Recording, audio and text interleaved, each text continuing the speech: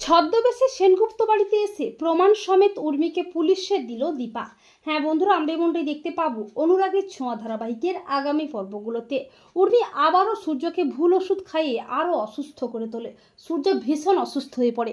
সূর্য আর কাউকেই চিনতে পারে না।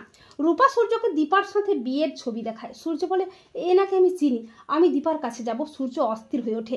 এরই মধ্যে দীপা বাসনওয়ালির ছদ্মবেশে সেনগুপ্ত বাড়িতে হাজির হয়। দীপাকে কেউ চিনতে পারে না, তবে দীপার মুখটা দেখে সূর্যের খুব চেনা লাগে। অতীতের স্মৃতি মনে পড়তে থাকে।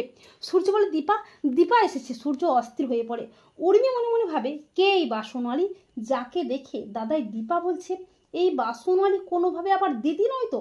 উর্মি বলে, না না, দাদাইকে এক্ষুনি ওষুধটা দিতে হবে। সব কিছু মনে পড়ে গেলে আমার খেলাটা তো শেষ হয়ে যাবে, সব কিছু আমার হাতের বাইরে চলে যাবে। এই বলে উর্মি সূর্যকে আবারও ওষুধ খাওয়াতে গেলে ছদ্মবেশী দীপা উর্মির হাতটা ধরে ফেলে। দীপা বলে, তোর খেলা শেষ উর্মি। দীপার গলা শুনে সবাই চমকে ওঠে। দীপা বলে, তুই ওই ওষুধ ডাক্তারবাবুকে খাওয়াবি না।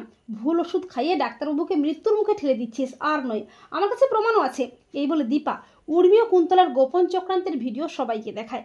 দীপা বলে, আর নয়, এবারে তোকে আমি পুলিশে দেবই। উর্মির গোপন চক্রান্ত দেখে সবাই অবাক হয়ে যায়। এরপর দীপার প্ল্যান মতো অবিনাশ পুলিশ নিয়ে সেনগুপ্ত বাড়িতে হাজির হয়। এরপর পুলিশ প্রমাণ সমেত উর্মিকে অ্যারেস্ট করে। তো বন্ধুরা, তোমরাও এটাই চাও তো যে ছদ্মবেশে সেনগুপ্ত বাড়িতে এসে দীপা যেন প্রমাণ সমেত উর্মিকে হাতে নাতে ধরে? কমেন্ট করে এক্ষুনি জানিয়ে দাও তোমাদের মতামতটি।